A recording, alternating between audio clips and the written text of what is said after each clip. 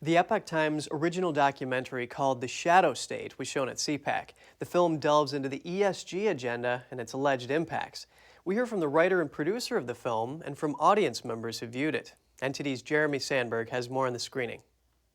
ESG stands for environmental, social, and governance. But what exactly is ESG, and is it actually good for people and the environment? Does it benefit shareholders and those saving for their retirements? That's what the film sets to find out by interviewing people from both sides of the ideological divide. Kevin Stocklin, the writer and producer of the documentary, took questions after the screening at CPAC. Stocklin says many of the policies being pushed by ESG could be done away with immediately if current laws were enforced. If we could envision a world where there was a president and an attorney general who actually wanted to enforce U.S. antitrust laws, this would be over with overnight.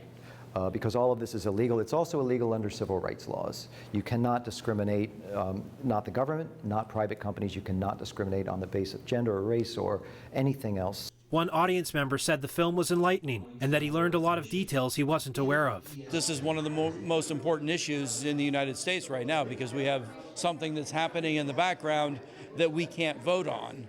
And we need to encourage our political leadership to go after it. The ESG movement includes the world's largest banks, investment managers, pension funds, and insurance companies, as well as global clubs of CEOs and politicians like the World Economic Forum and a host of activist finance clubs.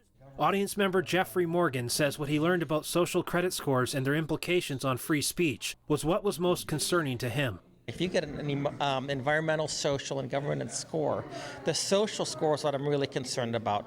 What happens is if you cross an ideological line and people peg you because you're not, you're being disruptive socially.